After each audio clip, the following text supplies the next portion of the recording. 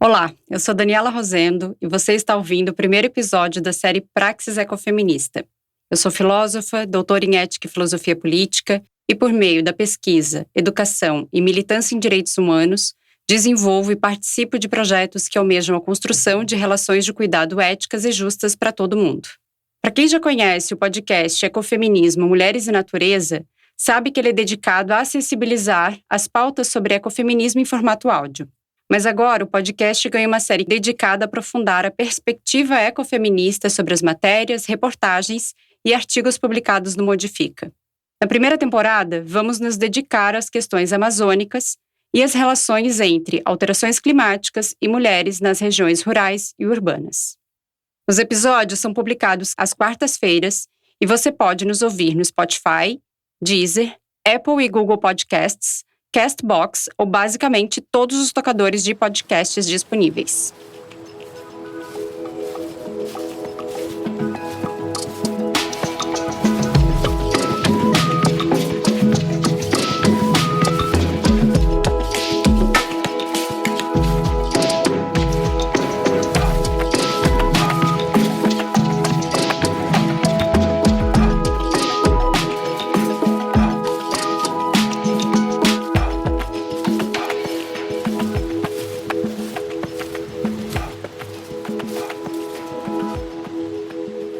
O futuro não é para as árvores amazônicas.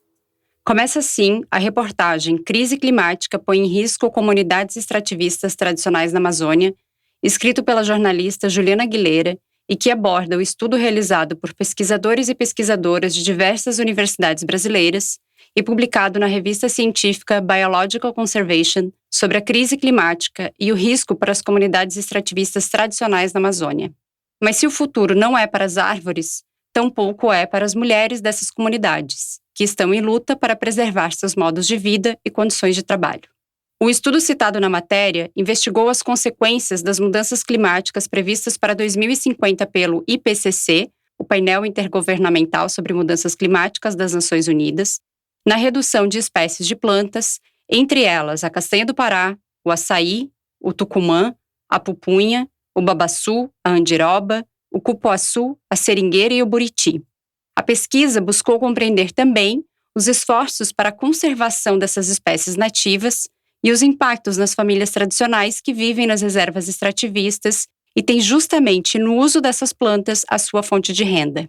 Nesse episódio, abordaremos essas questões por meio de uma análise ecofeminista. Vem comigo! Para começo de conversa, bora combinar o que significa analisar um tema sob a perspectiva ecofeminista? É como se nós colocássemos uma lente capaz de nos mostrar a complexidade das situações e a partir da qual buscamos compreender e agir no mundo a fim de transformá-lo. Para isso, lançamos mão de diferentes categorias, metodologias e abordagens epistemológicas, ou seja, saberes, que nos equipam com ferramentas capazes de realizar esse trabalho. Que trabalho é esse? A superação das desigualdades e injustiças. Desse modo, somos capazes de estabelecer os conceitos, os métodos e o modo de compreender os conhecimentos e as vozes que tradicionalmente não são levadas em consideração pelo pensamento hegemônico na construção de variados campos. Pouco a pouco, nós vamos trazendo elas à tona. Então vamos lá. Um esclarecimento inicial bastante importante é sobre o extrativismo ao qual o próprio título da reportagem remete. Quem já ouviu falar em pós-extrativismo, talvez esteja com um nó na cabeça e se perguntando por que estamos preocupadas com os problemas e riscos que as comunidades extrativistas estão sofrendo na Amazônia. O significado de extrativismo aqui depende do contexto. Eis, portanto, uma abordagem epistemológica fundamental para o ecofeminismo. Isto é, trazemos também modos de compreender os conhecimentos e as vozes que tradicionalmente não são levados em consideração pelo pensamento hegemônico, tido como universal, na construção de variados campos. Grosso modo, existe uma diferença entre o que chamamos de comunidades tradicionais extrativistas e o extrativismo como característica do sistema capitalista. Enquanto um é praticado de forma harmonizada com a natureza, de acordo com seus ciclos, o outro é alheio a tudo isso e, pelo contrário, funciona sob uma lógica de exploração visando acumulação e lucro. A Política Nacional de Desenvolvimento Sustentável dos Povos e Comunidades Tradicionais, instituída por meio do Decreto número 6.040, de 7 de fevereiro de 2007, define quem são os povos e comunidades tradicionais no Brasil. Segundo a política, são grupos culturalmente diferenciados e que se reconhecem como tais, que possuem formas próprias de organização social, que ocupam e usam territórios e recursos naturais como condição para sua reprodução cultural, social, religiosa, ancestral e econômica, utilizando conhecimentos, inovações e práticas gerados e transmitidos pela tradição. Além de indígenas e quilombolas, já reconhecidos como tais pela Constituição Federal de 1988, dentre os povos e comunidades tradicionais se encontram também extrativistas, ribeirinhos, seringueiros, pescadores, etc.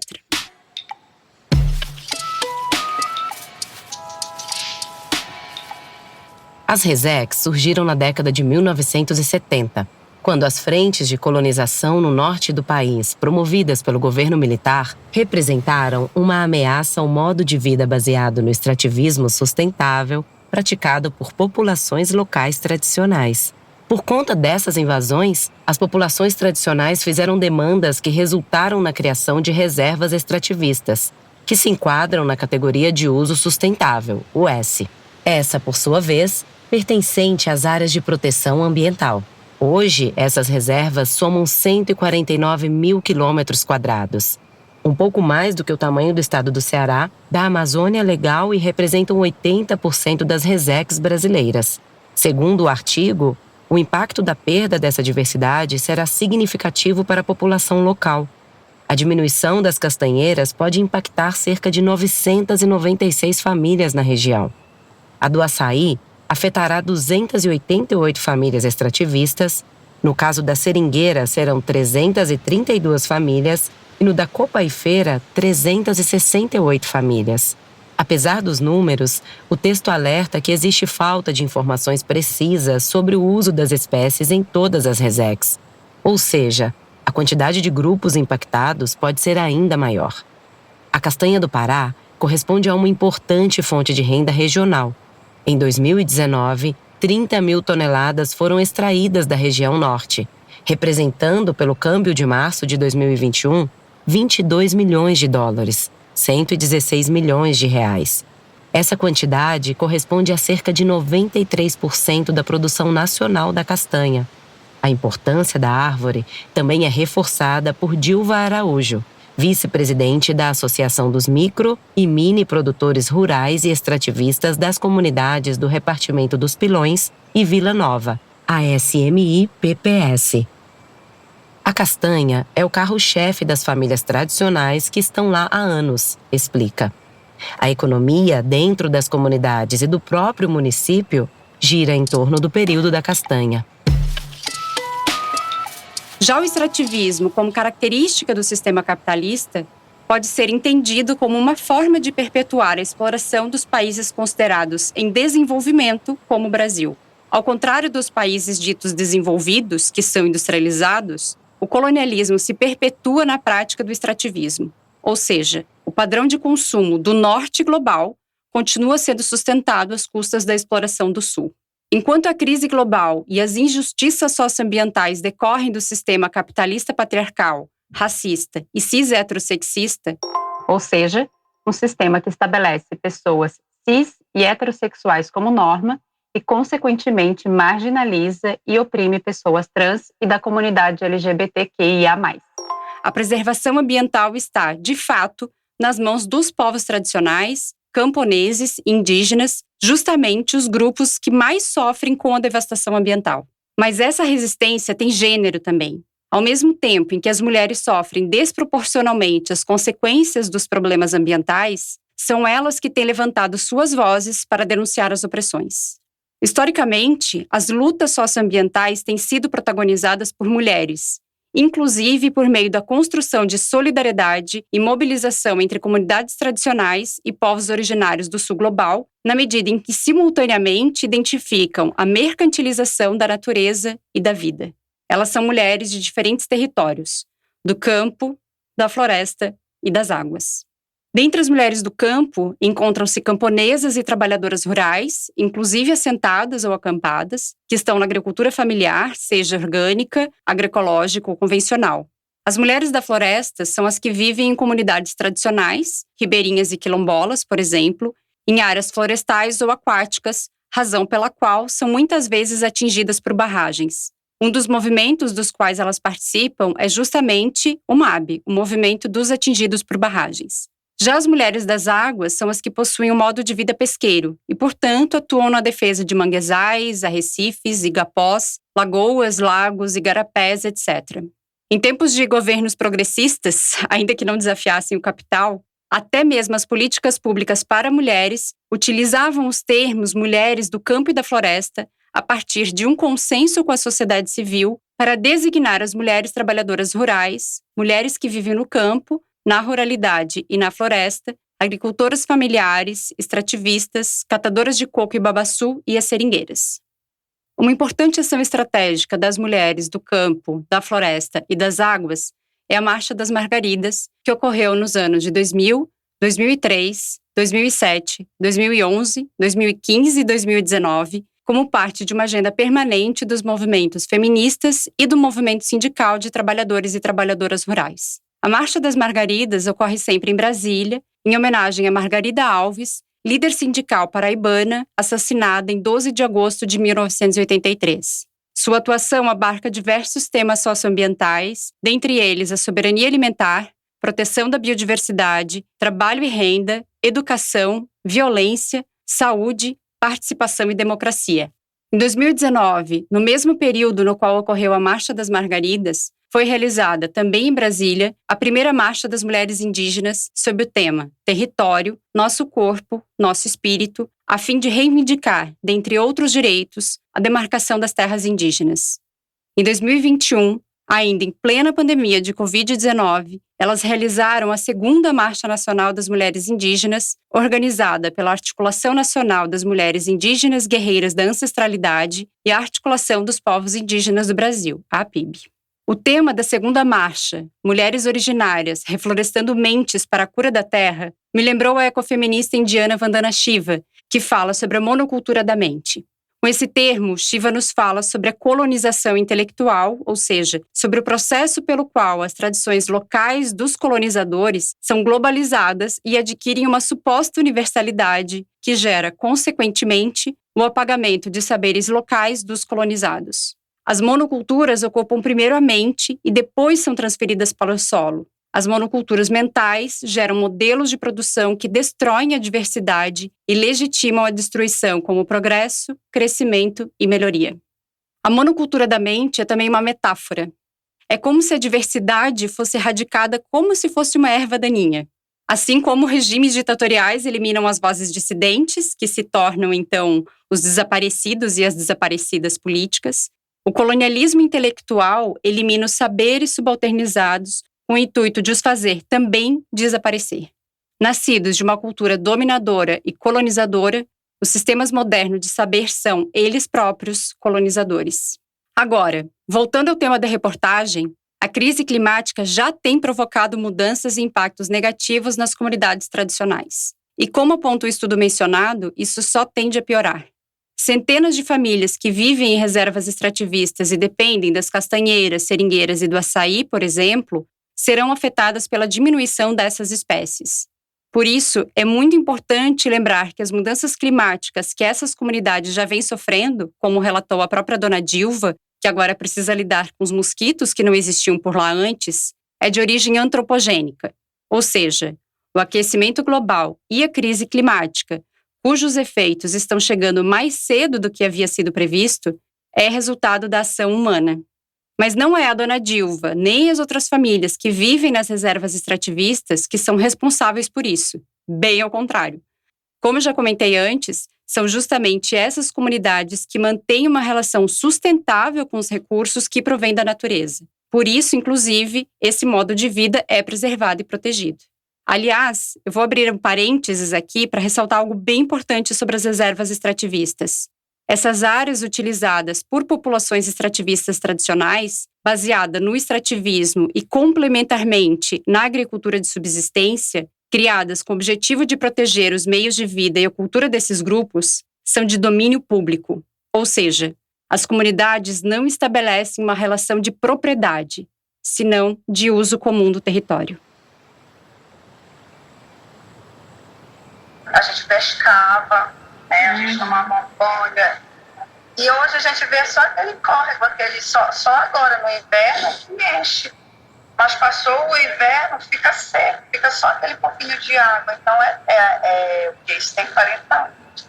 Mas a gente percebe, é perceptível quando você chega que você vê. Você vê a mudança. Você, não, isso aqui era assim. Hoje a gente conta as histórias.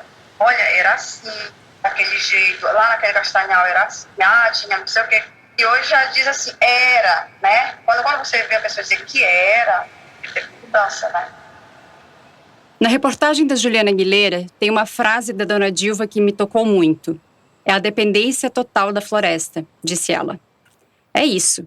Ela sabe, na prática, que a sustentação da vida depende da floresta, ou seja, do meio em que se vive.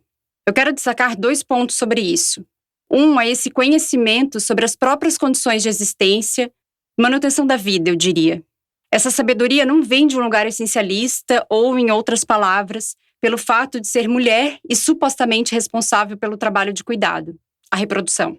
Essa não é uma habilidade intrínseca, exclusiva das mulheres, inclusive porque a própria categoria mulheres é bastante plural, mas de indivíduos que podem aprender e desenvolver as condições para as práticas de cuidado, não só de si, mas também dos outros, sejam humanos ou outros que não humanos, como espécies de animais, plantas e ecossistemas. Ou seja, a proximidade com a natureza não se dá em um nível essencialista, mas material, o que as faz ter uma percepção direta das consequências da destruição ambiental e da necessidade de estabelecer outras formas de se relacionar com o ambiente natural. Por isso, é importante compreender, inclusive, que para muitas mulheres a aproximação com a natureza não é algo ruim, como decorre dos dualismos de valor hierárquicos que colocam tanto as mulheres quanto a natureza no lado de baixo, o subjugado do dualismo. Ao contrário, na percepção delas de natureza, há uma valorização da vida que torna a proximidade positiva. Então, nada de jogar no nosso colo a responsabilidade pelos problemas que os sistemas capitalista, patriarcal e colonial criaram, combinado? A questão é aprender com quem vive de um modo que não põe em risco a sua própria existência e das demais gerações, seja dos próprios humanos ou, inclusive, de outras espécies. O segundo ponto é que nós, ecofeministas, em especial as eticistas do cuidado, ressaltamos muito essa questão da interdependência. De certo modo, nós poderíamos dizer que é uma ecodependência.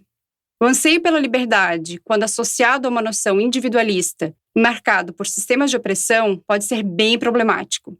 O domínio ou controle da natureza pelo homem, e aqui eu emprego de propósito o termo homem, usado muitas vezes de forma equivocada como sinônimo de humanidade, pressupõe uma noção de autonomia irreal. Nenhum indivíduo vive sozinho. Aliás, se nós não tivéssemos sido cuidados e cuidadas durante anos das nossas vidas, nós não teríamos chegado à idade adulta. Então, essa ideia de autonomia precisa ser revisada. Obviamente, isso não significa que não exista individualidade nem liberdade, mas nós precisamos compreender a autonomia em seu aspecto relacional, ou seja, em diferentes graus de desenvolvimento singular, por meio do qual cada indivíduo tem liberdade e condições de florescimento que dizem respeito somente a si, sem comparação com os outros. Para finalizar, me somo às pesquisadoras e pesquisadores que mapearam esse futuro de extinção para várias espécies de plantas da região amazônica, das quais dependem as comunidades extrativistas, e defender a necessidade de criação de mais unidades de conservação. Porém, ainda que essa seja uma condição necessária, ela não é suficiente. Isso porque os impactos da crise climática não respeitam fronteiras, e mesmo que mais floresta seja preservada, isso é insuficiente se os próprios sistemas imbricados que geram as opressões não forem superados. Essa mudança certamente não é rápida, apesar de urgente, e depende também da libertação da mente dos colonizados. Para isso, nada melhor do que educação. O Modifica é uma organização de jornalismo, pesquisa e educação que atua pela justiça socioambiental e climática com uma perspectiva ecofeminista. Para que possamos fazer nosso trabalho de forma independente, precisamos da contribuição de pessoas como você. Seu apoio é fundamental para aumentarmos e melhorarmos nossa cobertura jornalística, nossos projetos educacionais e nossa gama de pesquisas, além de termos segurança jurídica garantida para fazer nosso trabalho de enfrentamento às grandes corporações. Conheça e apoie o Instituto Modifica em modifica.com.br/apoie. Estamos chegando ao finalzinho do programa de hoje e o final do episódio será dedicado a ler comentários e tirar dúvidas que chegarem a nós pelas redes sociais. Também vamos aproveitar este espaço com dicas para ler, ver, ouvir, visitar. Nesse episódio de estreia, temos 2 dicas para ver. A primeira é o documentário Cidadãos Extrativistas, da luta pelo território ao empoderamento comunitário, produzido pela Coordenação de Educação Ambiental do Instituto Chico Mendes de Conservação da Biodiversidade, ICMBio, de 2014, e o Reservas Extrativistas, o legado de Chico Mendes, do Jornal do Brasil. Ambos estão disponíveis na íntegra no YouTube. Se você tiver mais dicas, deixe pra gente nas redes sociais. Somos @modifica no Instagram e Twitter. Gostou do episódio? Compartilhe com as pessoas amigas e não esqueça de marcar o @ do Modifica e o meu, @kilt_ecofeminista. Você também pode mandar seu comentário pra gente que vamos ler os melhores por aqui. Tem dúvidas? Pode mandar também e selecionaremos algumas para respostas. Você pode mandar dúvidas e comentários no Twitter e Instagram do Modifica. Não esqueça de acompanhar a gente no seu tocador de podcast preferido e até a próxima.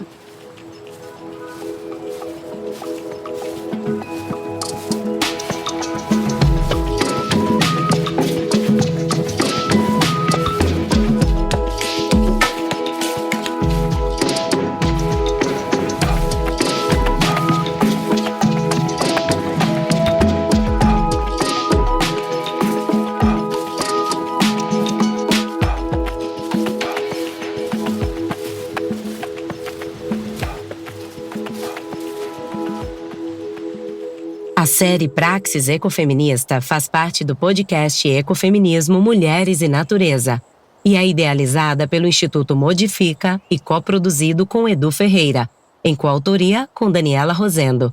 Conheça os outros podcasts do Modifica. Busque por Modifica em seu tocador de podcasts preferido. Praxis Ecofeminista é apresentado por Daniela Rosendo, com roteiro de Daniela Rosendo e Marina Colerato. A trilha sonora e a produção são de Edu Ferreira e a locução de Ana Corbe.